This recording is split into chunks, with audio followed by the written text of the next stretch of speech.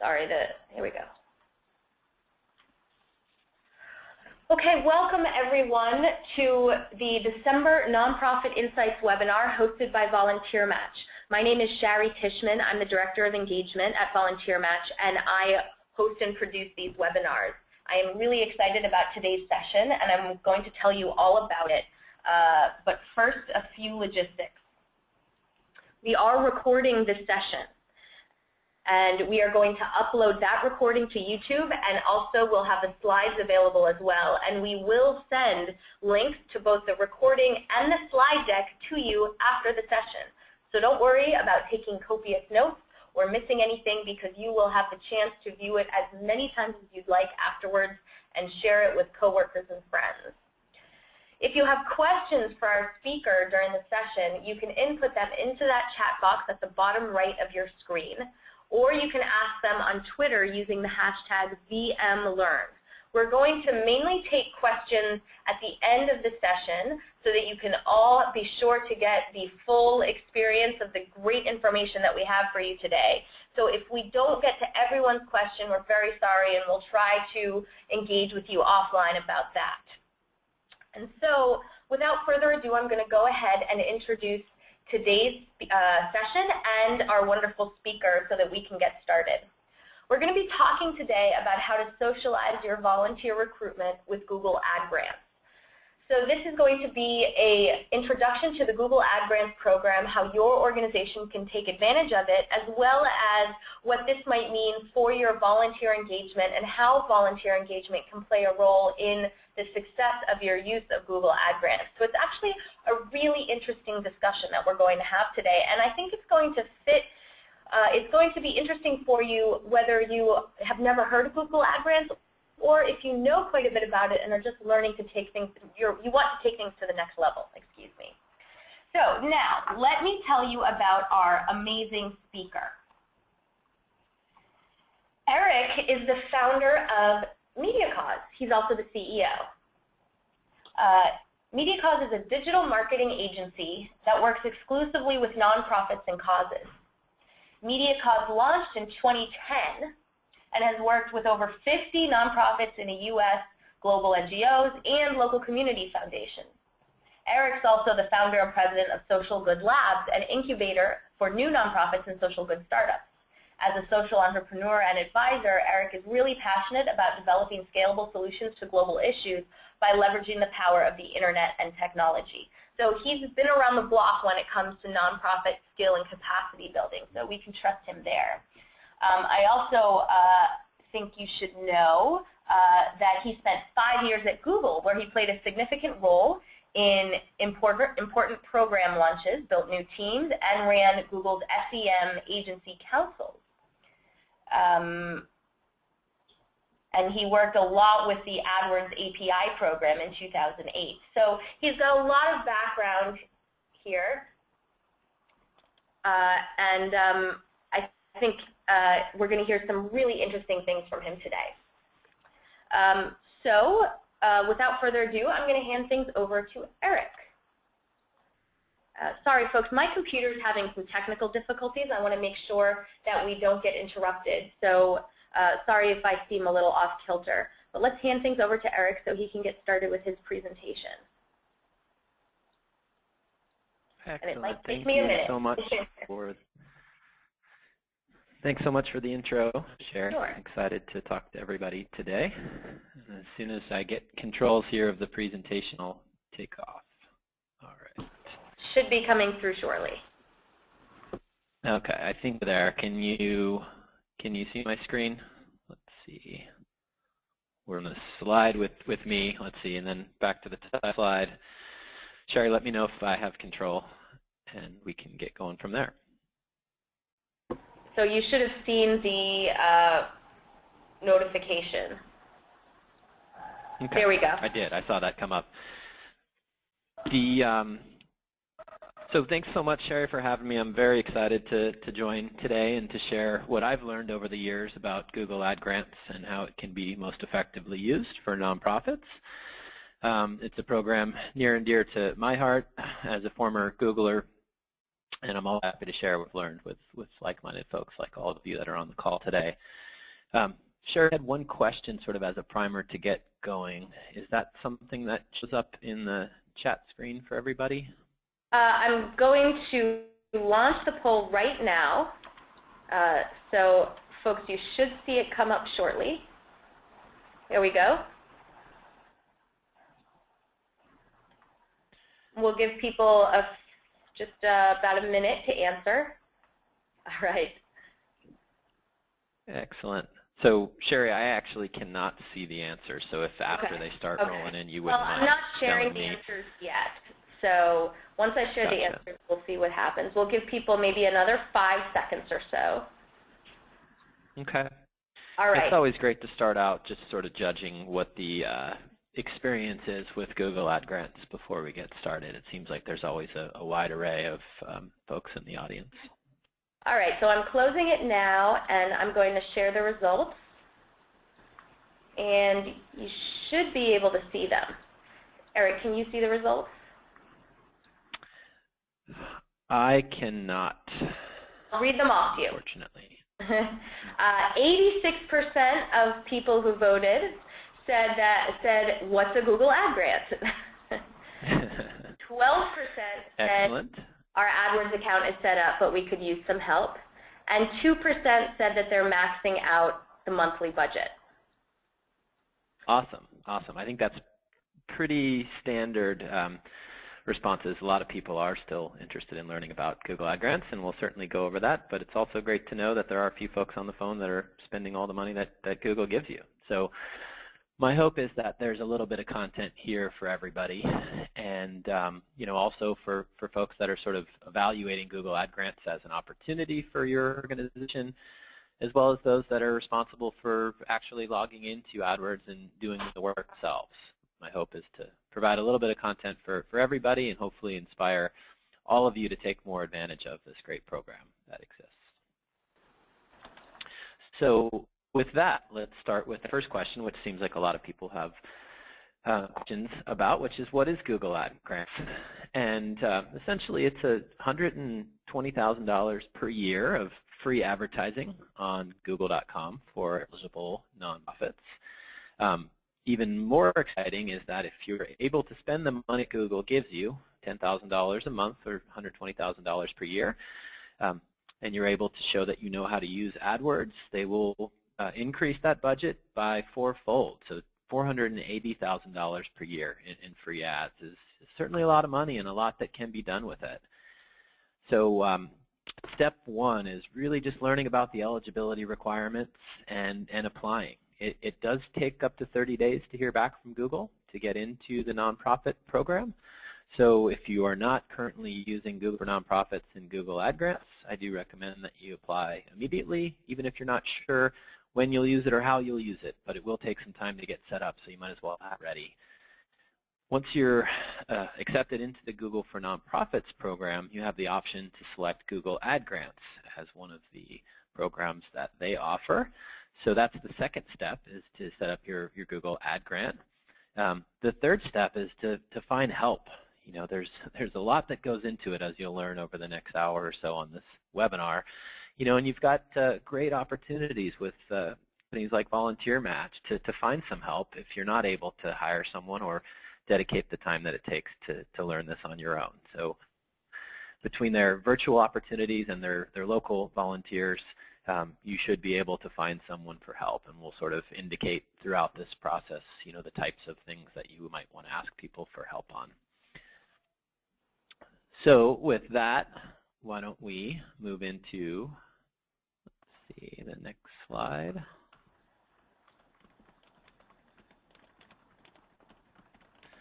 So the agenda for today, really the first step is to talk about the fundamentals of Google AdWords and Google Ad Grants. And ultimately the goal is to spend the free money that Google gives you at first.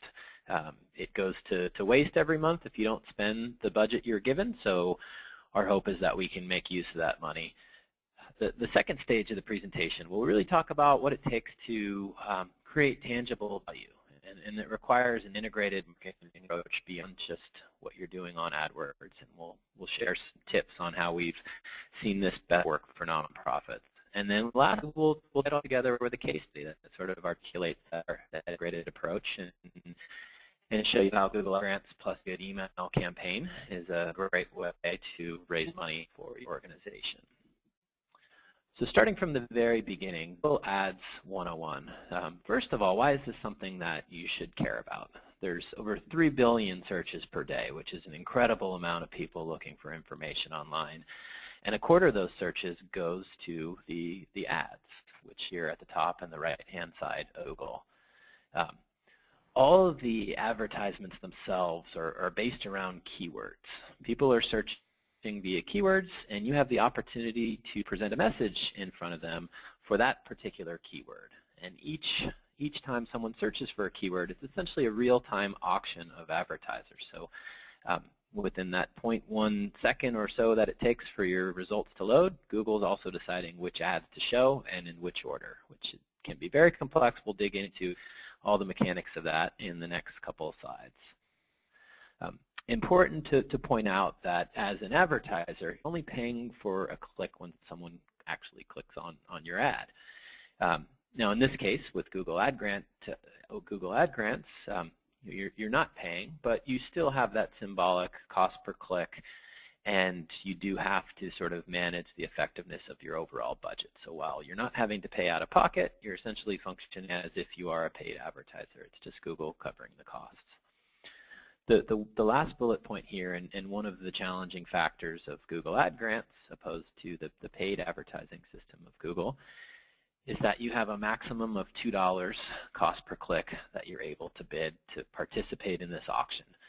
So if you are working with certain keywords that paid advertisers might be also interested in bidding on, you have to compete with them, but you're not able to outbid them, which makes the technical elements that go into managing AdWords all that much more important, and we'll dig into what that means in the next few slides here.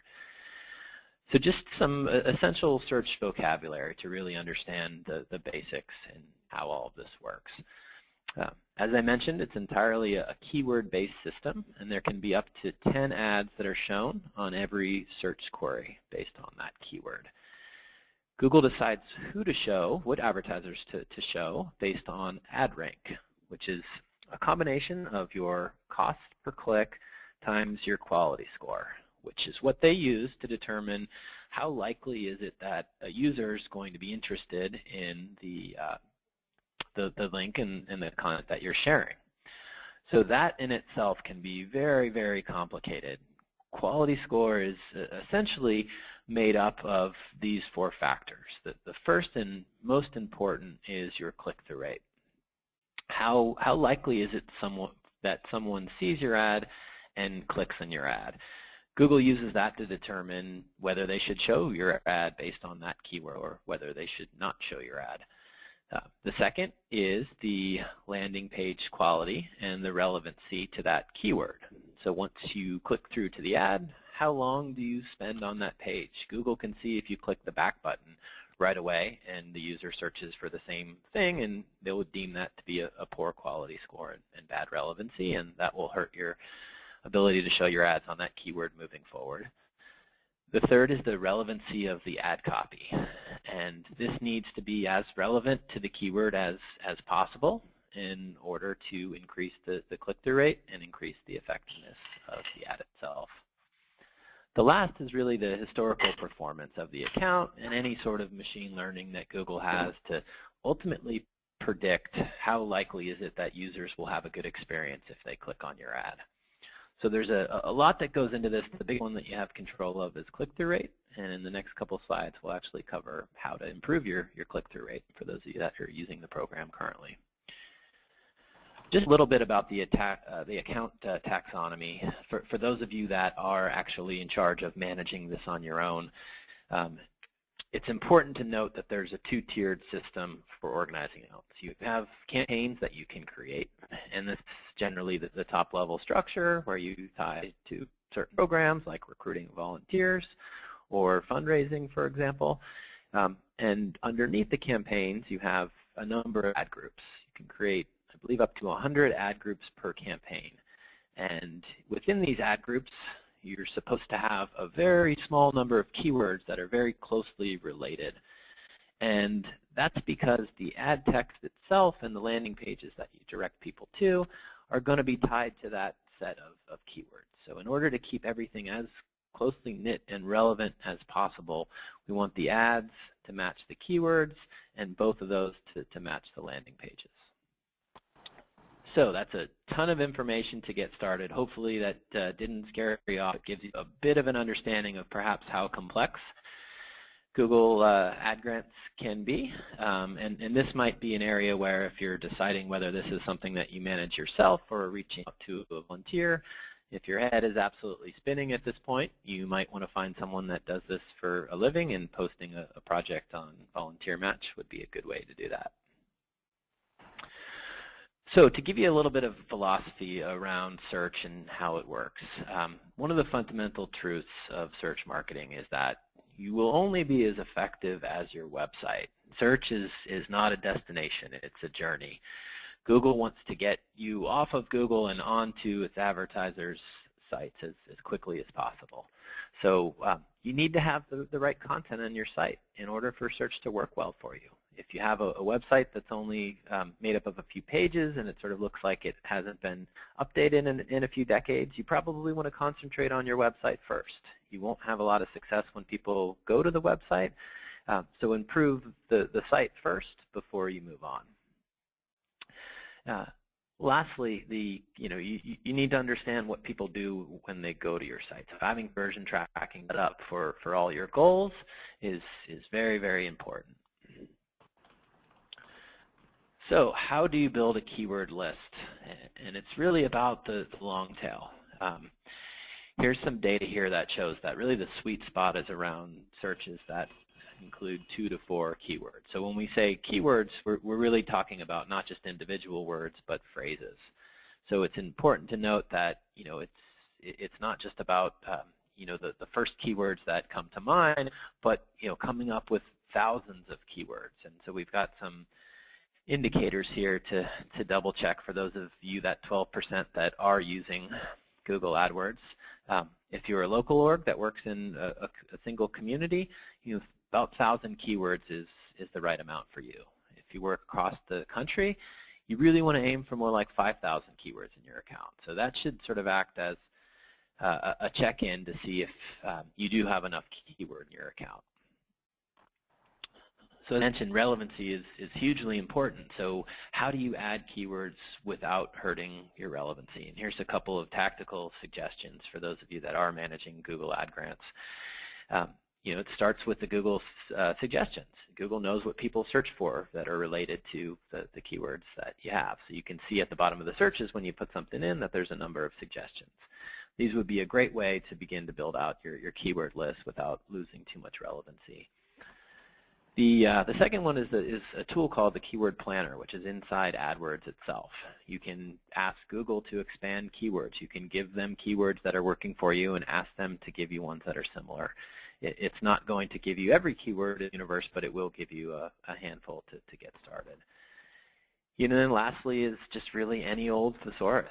You can use anything to sort of expand a keyword list. There's always multiple words that mean the same thing. If you work with children, you probably want to try child and kids and teenagers. There's lots of different keywords that can be used. So use them all. Everyone searches in their own vocabulary, not just the vocabulary that you're used to. So use as many keywords as you can in the account that are relevant to the terms that you want to rank on.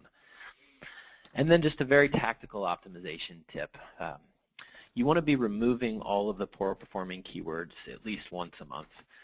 You want to test new ones and constantly be removing the ones from the account that aren't performing well. So let's take a look at the click-through rate and the effectiveness of creative. We've got an example here of a search for family abuse facts, and a nonprofit here in San Francisco that we know is serving 2 ads to see which one performs best. The first one on the left and the second one on the right. The first one has a pretty good click-through rate of 3.32%, which is very, very respectable. But the second one has a click-through rate of almost twice that at 5.5%.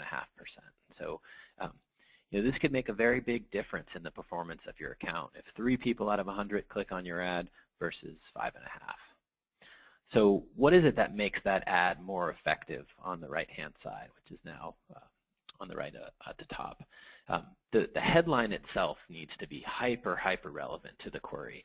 And in fact, if you can include the exact keyword itself, family abuse facts was the query here, it's going to be more effective than family violence facts. It seems like a minor detail, but can have a very big difference on the performance of your account.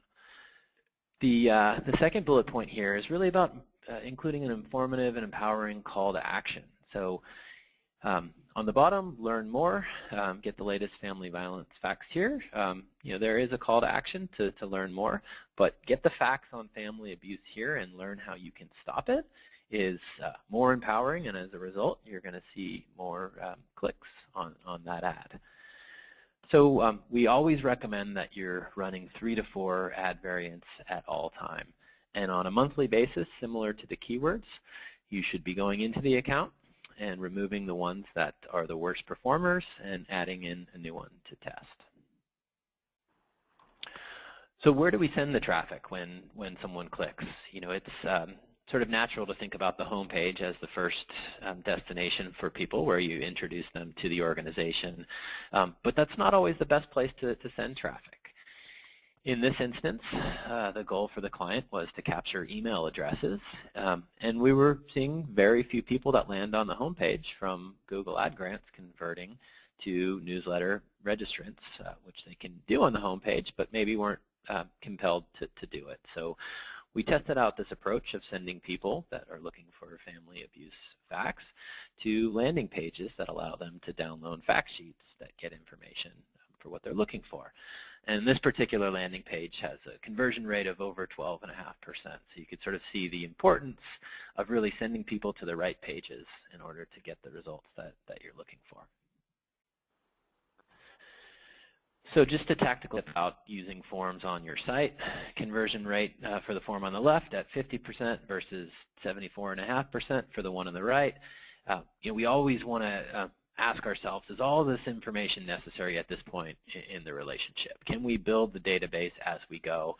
And ultimately, we want to ask as few questions as we possibly can to get forms completed. And we found that 4 fields is the ideal length, so something to think about with all the forms that you have on your site. So that was a very quick lesson in Google Ad Grants and how to optimize and set up accounts. Here are 4 resources if you are in that bucket of people that are responsible for managing this on your own. 4 resources that you can reference to get really, really good at this stuff. We've got a white paper that I wrote, which is about 40 pages and goes into a tremendous amount of detail about every aspect of setting up and managing Google Ad Grants. You can download that here for free on our site at the link on the left. Google also has a handful of resources on their own. They've got a great certification program that has video tutorials followed by quizzes. And at the end of it, you have to take a test. And if you've learned how to manage AdWords properly, you can become a certified partner. I highly recommend this for anyone that's charged with managing AdWords for your organization. It probably takes about a month to go to this certification course if you dedicate a few hours a day, and will be highly worth it if it's a big part of your job. They also have a center on Google that allows you to ask questions of the community and get answers. And for those of you that are on Twitter, if you wanted to ask us anything in particular, we're always happy to answer questions from nonprofits. So free to tweet at us at MediaCause, and we're happy to answer any questions that you have. So moving on to the second section of the presentation. This is really about an integrated marketing approach. We know that search on its own is just about sending traffic to the site, and there's a lot more that you want to accomplish as a nonprofit.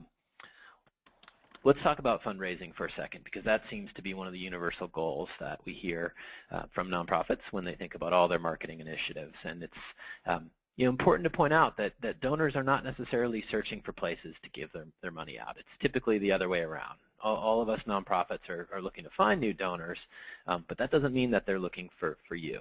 So we found a more effective way to do this, and this is what we detail in the next few slides here of our integrated marketing approach. The same could probably be said for finding volunteers. There's a certain amount of keywords. Certainly if someone's looking for volunteer opportunities and are using that keyword in their searches, it would make sense to send them to a page which allows them to inquire about volunteering. But really it's about sort of building relationships with people and converting them to volunteers over time. The one exception to people searching for places to go give money away is really about brand terms and disaster relief. If someone's searching for your organization by name, chances are they have a prior relationship or understanding of the organization, and it's possible for you to convert them into donor. And whenever there's a disaster, people are searching for ways to help. So those are sort of the two exceptions to the rule. But for the most part, we found that by taking a slower approach to converting people to donors, you'll have a lot more success in the long run. So if people aren't searching for places to give money away, what are they searching for? It's largely about information. And I've got an example of some keyword research here that we did for a client related to their work in the rainforest. And each of these categories here on the left represents a number of keywords, somewhere around 300 to 1,000 probably. And what we found is that there's a ton of traffic around information-based searches. People in the rainforest, climate in the rainforest, food in the rainforest. As we go down the ladder here, deforestation is more of an issue-based search, and we see how quickly the volume drops off. But there's still a fair amount of people that are looking for information related to the issue that these nonprofits represent. As we go even further down, we can see, Save the Rainforest-related search terms is, even far less volume, and same can be said for people actually looking for NGOs and charities rainforest, where we're practically thinking about single digits of searches every month compared to the millions of people searching for information about the rainforest. So how do we get creative in order to make use out of this? If you're a nonprofit that operates in the rainforest space, think about creative ways to capture email. We have a client that's created a bunch of recipes that can be, you can make food based off of manufacturers that harvest correctly in the rainforest and are good corporate citizens. And that's a great way that they've figured out how to build email lists. So you sort of have to get creative on how to do that. We'll go into a couple of examples, especially with our case study on the end of this presentation here, as to how someone's done that. When it comes to deforestation, you might have a petition that people can sign. It's someone that's sort of clearly raised their hand and says that we care about this issue. So you might be able to get them involved in a different way than someone looking for information about climate or animals or people. When it comes to even more of an activist type search, like Save the Rainforest, you've got intent here that someone wants to get involved. So you might be giving them something that they can share with their friends, or sign up for an email list to learn more about how they can help. And then lastly, when someone is actually looking for a charity or NGO that's doing the work, that's a great opportunity to recruit volunteers or donors. So just sort of thinking about how to use the whole landscape of keywords is important. Users are going to be in a very different mindset if they're looking for information about the topics that you represent, versus looking for your organization itself. So our approach to really creating tangible value here is about building community.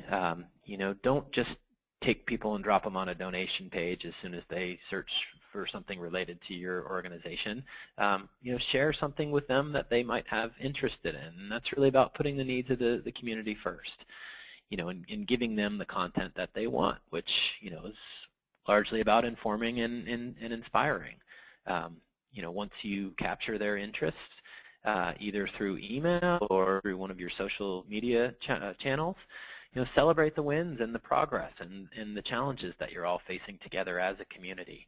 And ultimately it's about building these communities of supporters. So, engaging with those communities and putting their goals first on a daily basis with what you share over email. And social is going to go a long way towards, converting them to volunteers or donors as you build that relationship. And there's certainly a time and a place where you use your communication channels for more organizational-centric communications, like fundraising initiatives in that, but sort of think about that as a campaign basis versus sharing what you share on a daily basis being about the community's needs first.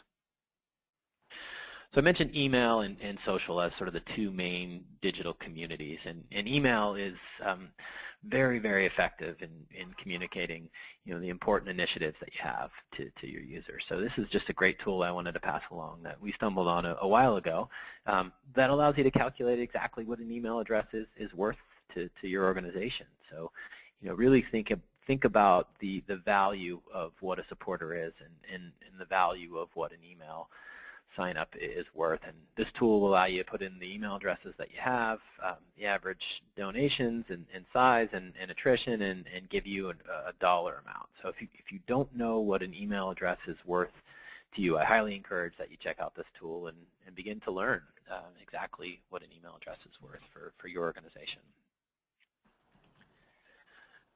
So now just a couple of tactical tips about collecting email addresses when we direct traffic to the site from Google Ad Grants. Prominent placement for newsletter sign-up is hugely important. It seems really, really obvious to say that you need a sign-up option in your header and or your footer, but not all nonprofits have this, so something to really consider before you invest a whole lot of money and time into sending traffic to your site. Do you have an easy way for people to sign up for your newsletter? The second bullet here is really about testing things like the color of buttons and the actual messages itself. I'm positive there's a reason why the Get Involved button on the top is actually green. These are smart nonprofits, and a lot of these buttons tend to be red or green, and there's a reason for that. They tend to perform better than some of the other more muted colors. On the bottom example here, rather than saying newsletter, we're saying get involved and stay informed. So it's sort of an alternative messaging rather than sign up for a newsletter. And in this case, it's been very effective means to increase the conversion rate when people land on the page versus how many actually sign up. So, at a minimum, test this stuff out and know what the difference is in conversion rate when you do change colors of buttons and messages on your site. Next is really about incorporating advocacy campaigns into your website, which can be great ways to build email lists. And this is a peel button, peel ad on the upper right-hand corner that when you scroll over it, it peels down the page and gives you a little bit more information, and you can click on this and be redirected to a petition to get involved with this particular issue. Another interesting option, which is not right for every nonprofit, but certainly something to consider, is a slide-in or a pop-up over your engaging content. And this is an example here that is used on a blog. And when someone's spending over a minute of time on the site, this slides in from the left-hand side and sort of sits off to the right. It's not necessarily preventing you from engaging with the content, which is less annoying than some pop-ups can be.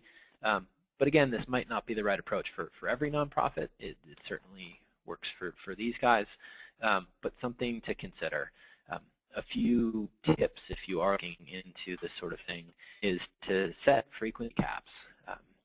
We only serve this slide-in to users once per week. So if you are on the blog on a regular basis, you're not going to see this up every time you come to the site. It's just going to happen once a week. Most of these plugins give you options to set frequency caps however you like. We also only serve this when someone's been on the page for a minute. So it's not the first thing that happens when you land on there. You know, if you're only on an article for 45 seconds and then you leave, you're not asked to join in any way. But we indicate, we use the minute as an indicator to show that someone is engaged with the content and might be interested in actually joining this community. So another great way to build email list is through using email gates for your best digital content. Here's a follow-up example from what we saw earlier from Futures Without Violence of someone searching for information related to statistics in the family abuse space and being presented a page. One thing to note here, sort of from a tactical perspective, is that we didn't learn about this opportunity until we started managing the Google Ad Grant for this client, and we noticed a significant amount of searches related to stats and facts around family abuse and child violence. So we sort of backed into this opportunity, and based on the amount of volume of keyword searches, the opportunity presented itself to gate some of this content and give users the opportunity to sign up in order to access it. This is another opportunity that you sort of have to think about whether it makes sense for your organization or not. It's not going to be right for everybody.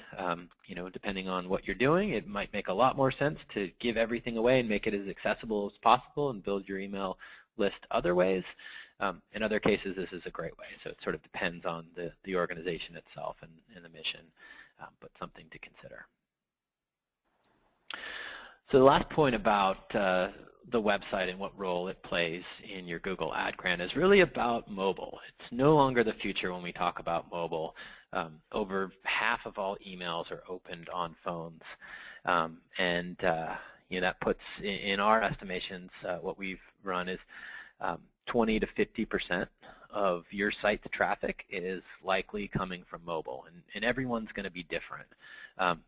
We did recently take an index of the 20 nonprofits that we have in our Google Analytics, and we found out that the average is about 65% of traffic coming from computer and 35% coming from either phone or tablet. So these are specifically nonprofits. Every industry is going to be different, and every nonprofit itself is going to be different. But at a minimum, you should know what that is. And if you have Google Analytics installed on your site, which I hope everyone does, it's very easy to get this information. You can log into your account. If you want any help with that, please follow up with me afterwards. I'd be happy to show you how to do it. In doing this exercise, we actually found that 2 out of the 20 nonprofits were getting more than 50% of their traffic from phone and tablet. So putting computer in the minority in terms of where users are engaging is really, really scary if you don't have a mobile responsive site. So I really encourage all of you to figure out how much traffic is coming from mobile versus computer. So let's move on to the case study, which will hopefully sort of tie together that strategy of community building in order to create more tangible value with your Google Ad Grant. And here's a nonprofit client of ours, the Cornell Lab of Ornithology, which works in the space to preserve birds and educate people on birds. Very, very engaged audience, birders. But what they were finding at Cornell is that a lot of people were not spending time on the site past the first initial session and not returning. So searching for things like screeched owl, checking out the landing page, and seeing very little return traffic. So this was something that they wanted to solve. We took this community building approach from them to take web visitors, capture their email, and then over time convert them to donors. And this really gave them the opportunity to engage with users beyond just those first sessions. So here's an example of the value exchange that this organization created, similar to what Futures Without Violence did in their fact sheets. Cornell has a great amount of information related to different bird species. And they've got, in particular, thousands of audio recordings of different bird calls. So if you were to search for owl calls, you'll see a landing page for All About Birds, where you're taken to a place where you can download that call for free by an email address and indicating that you want to continue to communicate with this organization. Important to point out that segmentation and precision targeting is going to lead to much greater success. So if you were to search for parakeet calls, you're going to be taken to an entirely different landing page. And in total, after doing this for several years, Cornell has over 100 different landing pages for different types of species, which just allows for more customization of communication moving forward. So when someone signs up for an OWL call download, it triggers a welcome series, and that comes with an immediate thank you email, which includes their MP3 that they can listen to.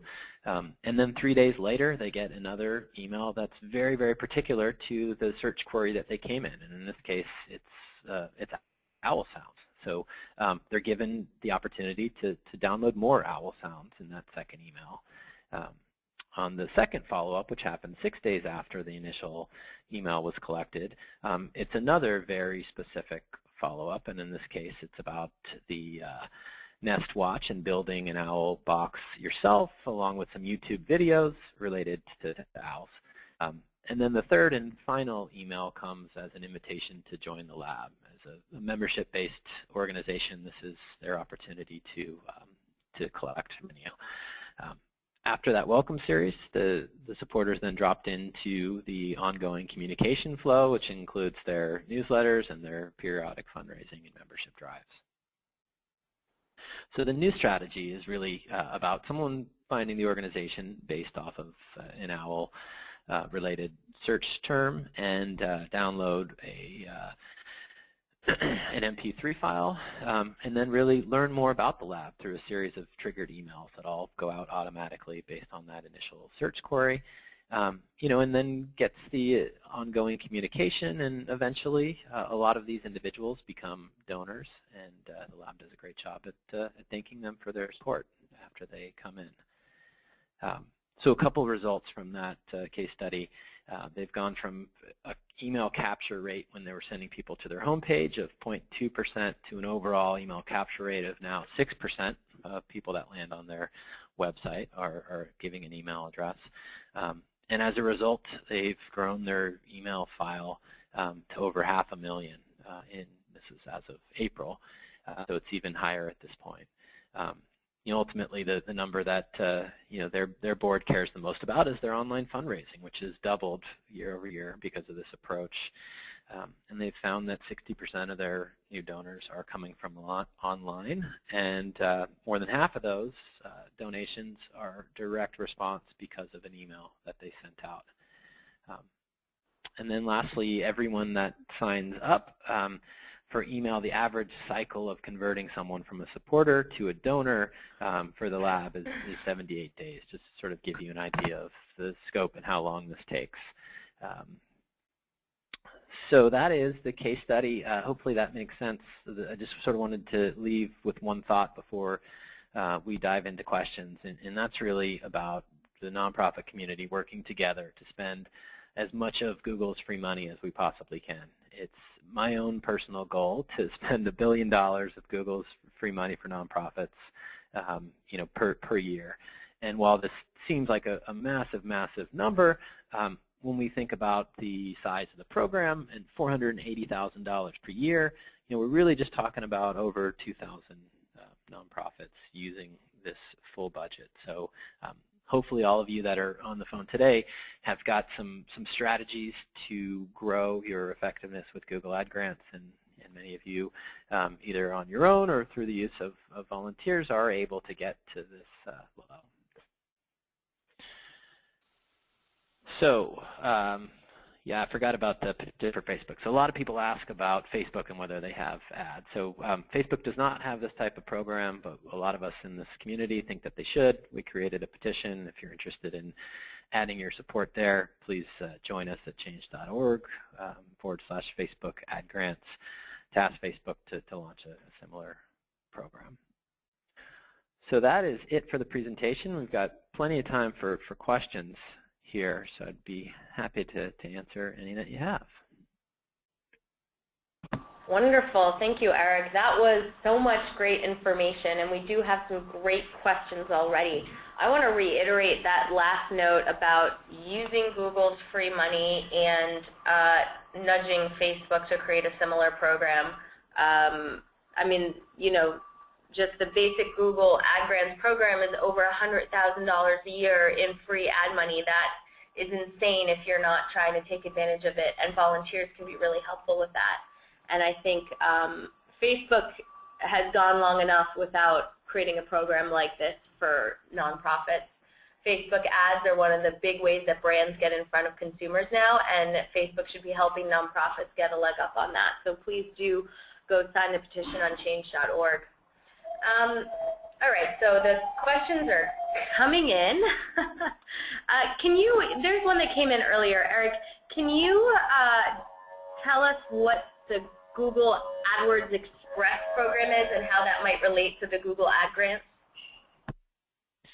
Yeah, so Google AdWords Express was designed for small businesses, really, in order to launch campaigns quickly. So you can use Google Express as part of your Google Ad Grant. It will create a set of it will create a campaign and a number of ad groups in your account simply by stating what your organization does and where you're located. They'll create a whole group of ads for you, but it shouldn't be the only thing that you do. Using these sort of automated methods are a great way to get some ads up, but there's always going to be more keywords that you can be running on that the Google bots aren't going to identify. So going sort of back to that initial thought about having a keyword list that's around 1,000 for a local org and 5,000 for a national org. If you get started with Google Express, you'll probably get 50 to 100 or so keywords in the account. But don't just rely on that on its own. You really do need to have someone that knows what they're doing build out a much more comprehensive account for you. Great, thank you. So I think, first of all, a lot of questions are coming in asking if the slides in the presentation will be available, and yes, again, they will be available. We'll be sending an email to all of you in the next couple days with links to the full recording and the slide deck, so no worries there.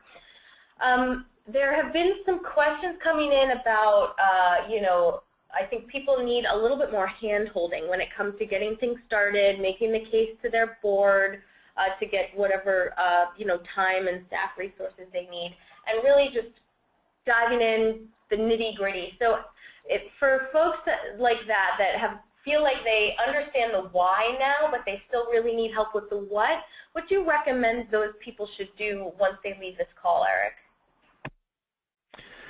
Well, people want to learn more about the what. I really recommend that you download our white paper. It'll just give you a ton more information if you're looking for individual sort of nuggets of what this is all about. In terms of selling this through to the board and the importance of it, I think that the case study here can serve as a great example to show how other nonprofits have grown their email lists by 6 digits as a result of this type of program, and increase their fundraising by millions of dollars after doing this for several years. Hopefully that's the data that the board would want to see in order to allocate resources and time to invest in this type of program. Okay, great. And we, folks, will make sure that we link directly to that white paper that Eric mentioned in the follow-up email. So you will have a quick and easy connection to that, as well as the recording and the slide deck. So here's one. We still have a few minutes, I believe. Yes. So yep. Here's one question that came through. It seems that Google keeps raising the cost per click of many keywords to above the Google Ad Grants maximum because we are limited within the program. How can we get around it or adjust for that or strategize so that that's not as much of an obstacle for folks? Yeah, that's a great question, and ultimately that's the biggest challenge for nonprofits that are using the program already.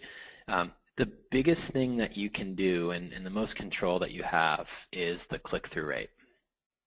So the more that you can get people to click on your ads, the less important it is that you can't raise your bid. So sort of going back to what that ad rank is, how Google decides to show an ad is an equation that essentially looks like your CPC times your click-through rate times these other relevancy factors. So if you're able to significantly increase your click-through rate, like that example I showed from 3.2% to 5.6%, that is essentially equivalent to raising your bid by the same percentage.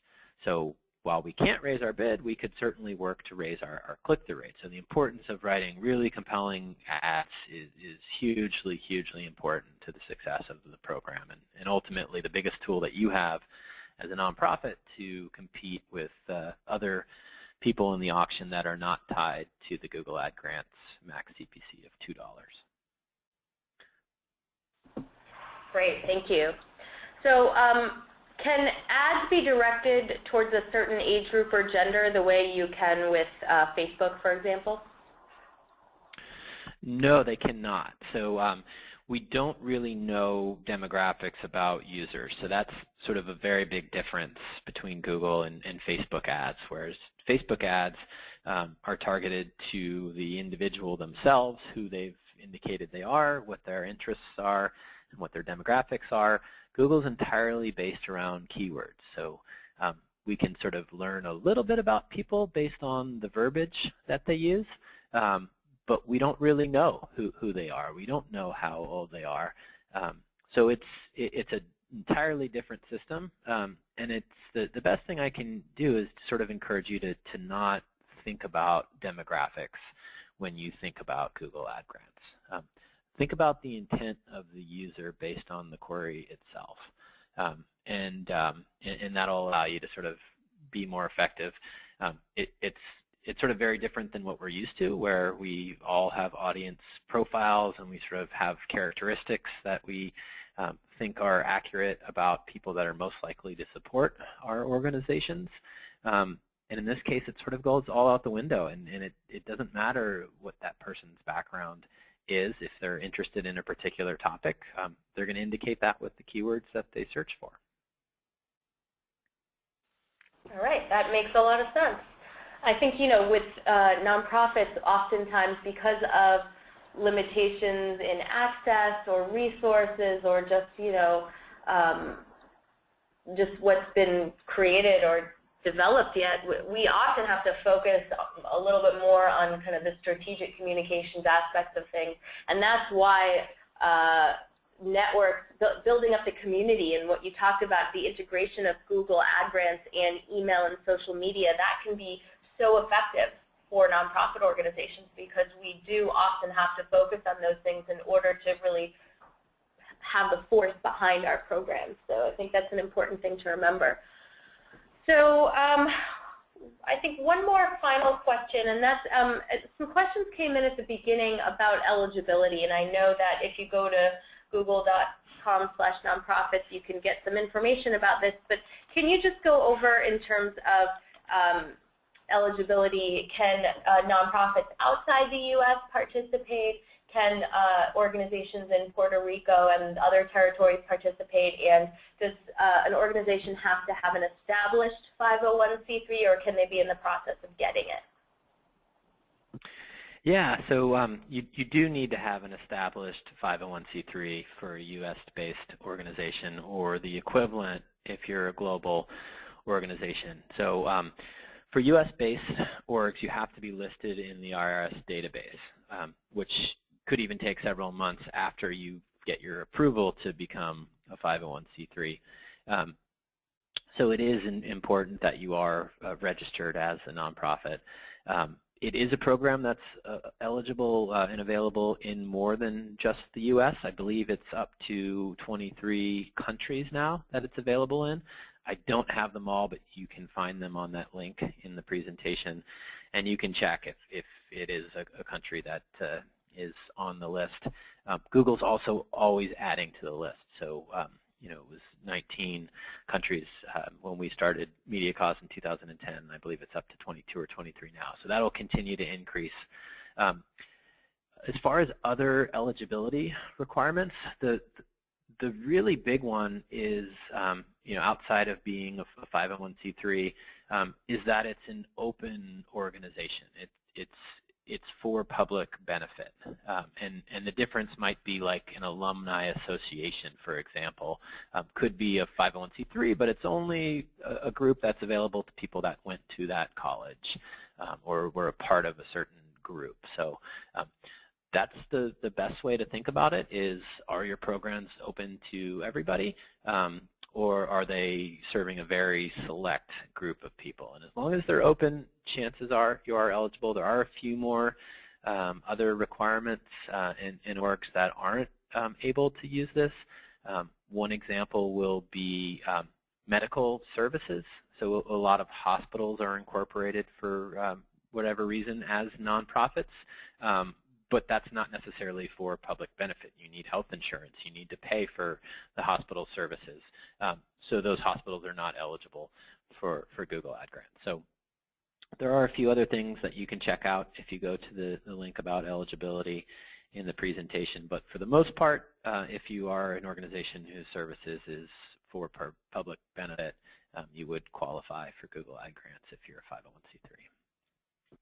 Great, thank you. So there are a lot of little nuances and details there, so I urge everyone to go check it out for more specific information.